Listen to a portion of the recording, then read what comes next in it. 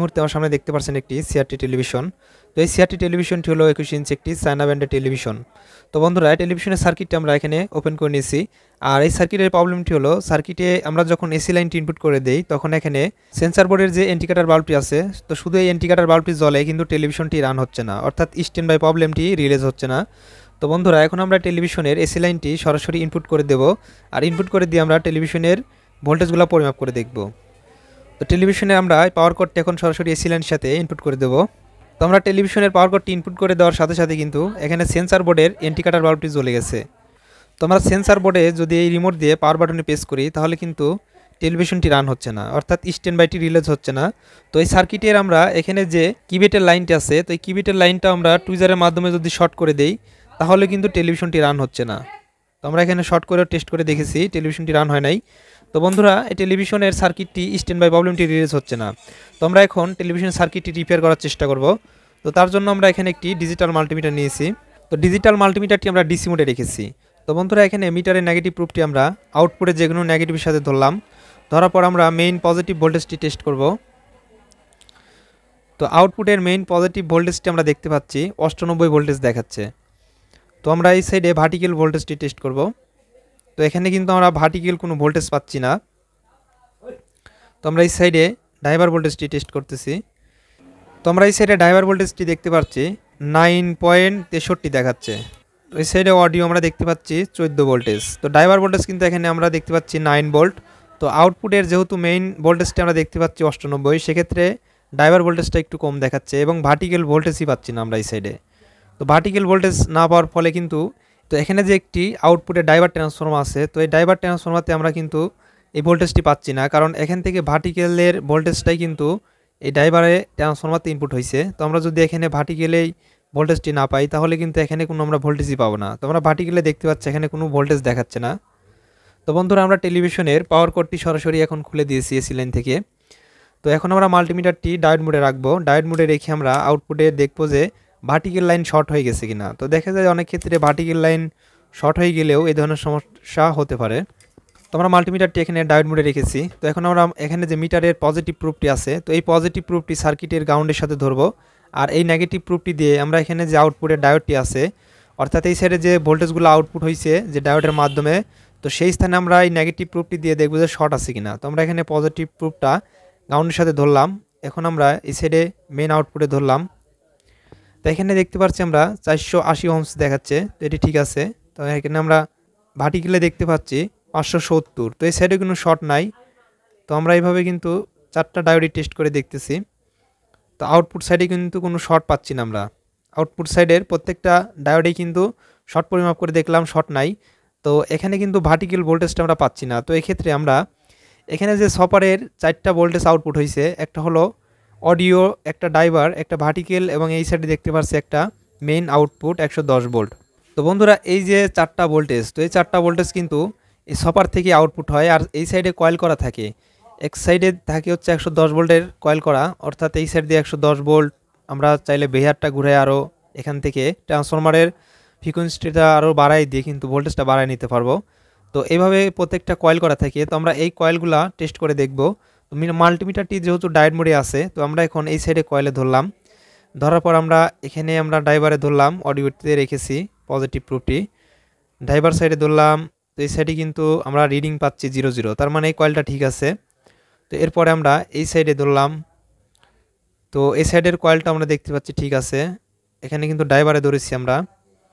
তো এই ড্রাইভারেরটাও ঠিক আছে। এই সাইডে আমরা ভার্টিক্যালে ধরলাম।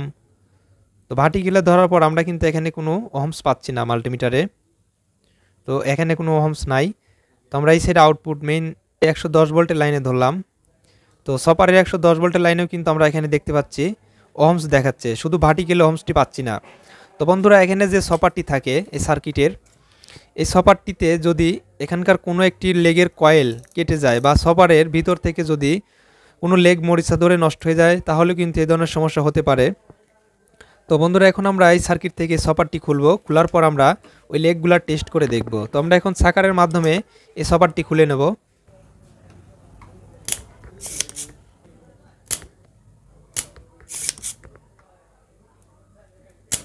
তো বন্ধুরা, আমরা সার্কিট থেকে সপারের এখানকার লাইনগুলো কিন্তু খুলে নিয়েছি।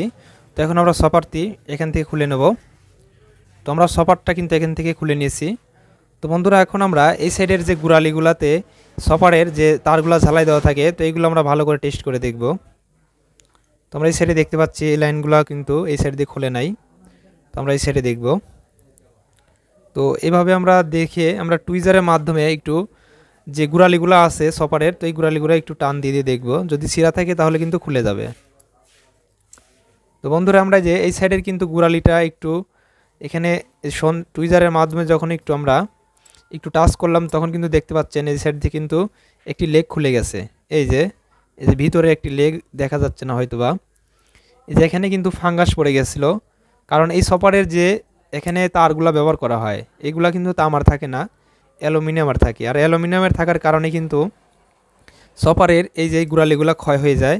অনেক সময় দেখা যায় সপারের পাওয়ার সাইডের কোনো গোড়ালি ক্ষয় হওয়ার ফলে সার্কিটের কিন্তু হাই ভোল্টেজ হয়ে যায়, অর্থাৎ একটি এখানকার লেগ মিসিংয়ে থাকার কারণে আপনি যখন টেলিভিশনের পাওয়ারটি দিবেন তখনই কিন্তু হাই ভোল্টেজ বের হবে। আর হাই ভোল্টেজ বের হওয়ার সাথে সাথে কিন্তু আউটপুটের দেখা যায় ভার্টিক্যাল আইসি, অডিও আইসি, আউটপুট, ট্রানজিস্টর এবং এখানকার সিস্টেম আইসিটা পর্যন্ত নষ্ট হয়ে যায়। তো এই সপারের যদি লেগগুলো ক্ষয় হয়ে যায়, তো আমরা কিন্তু এখানে দেখতে পাচ্ছি যে একটি লেগ ক্ষয় হয়ে গেছে। তো এখন আমরা এই সপারটা এখান থেকে একটু খুলবো, অর্থাৎ এই সাইডে একটু কেটে আমরা এই যে ওয়্যারটা আমরা দেখতে পেলাম যে এখান থেকে ছিঁড়ে গেছে। তো এই ওয়্যারটি আমরা বের করব, বের করে আবার আমরা এই লেগের সাথে লাগিয়ে দেব। তো বন্ধুরা এই সাইডে দেখতে পাচ্ছেন আমি কিন্তু যেই ওয়্যারটা এখান থেকে ছিঁড়ে গেছিলো, অর্থাৎ গোড়ালিটা জং ধরে বা মরিচা ধরে গেছিলো, তো সেই গোড়ালিটা আমরা কিন্তু এখান থেকে বের করে এই যে দেখতে পাচ্ছেন চিকন আকারে একটু তামার তার, তো এই তামার তারটি দিয়ে কিন্তু এখান থেকে আমরা ঝালাইটি দিয়ে এই লেগের সাথে লাগিয়ে নিছি। তো এখন আমরা মাল্টিমিটার দিয়ে টেস্ট করে যদি দেখাই, তো মাল্টিমিটারটি কিন্তু এখানে ডায়োড মোডে সিলেক্ট করা আছে। তো এখন যদি আমরা সপারের যে লাইনগুলো আছে অডিও এবং ড্রাইভার, ভার্টিক্যাল, তো এই কয়েলটা আমরা এখন টেস্ট করব। তো এই সাইডে আমরা ধরলাম একটি লেগে, তো ধরার পর আমরা এই সাইডে অডিওতে ধরলাম। তো এখানে কিন্তু মাল্টিমিটারে আমরা রিডিং দেখতে পাচ্ছি। তো এই লেগটি ফাঁকা আছে, তো তারপরে আমরা এই লেগে ধরলাম যে ভার্টিক্যাল লাইনটা আমরা বের করলাম। তো এখানে কিন্তু এখন দেখতে পাচ্ছেন এখানে রিডিংটি দেখাচ্ছে মাল্টিমিটারে 00, তার মানে এই কয়েলটি এখন ঠিক হয়ে গেছে। তো বন্ধুরা এখন আমরা এই সপারটি যে সার্কিটের থেকে আমরা খুলেছিলাম, তো সেই সার্কিটে আমরা এখন বসিয়ে আমরা টেস্ট করে দেখব।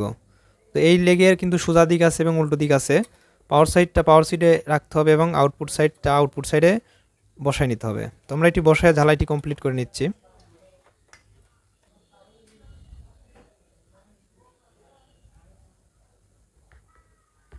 তো বন্ধুরা আমরা সপারে ঝালাইটি কমপ্লিটভাবে দিয়ে নিচ্ছি। এখন আমরা সার্কিটের পাওয়ার কোডটি এসি লাইনের সাথে ইনপুট করে দেবো। তো ইনপুট করে দেওয়ার পর আমরা মাল্টিমিটার দিয়ে সার্কিটের ভোল্টেজটি টেস্ট করে দেখব। তো মাল্টিমিটারটি আমি এখন ডিসি মোডে রেখে দিচ্ছি। তো বন্ধুরা আমরা সার্কিটটা কিন্তু এসি লাইনে ইনপুট করে দিছি, আর এখানে আমরা দেখতে পাচ্ছি ইন্ডিকেটর বাল্বটি জ্বলে গেছে।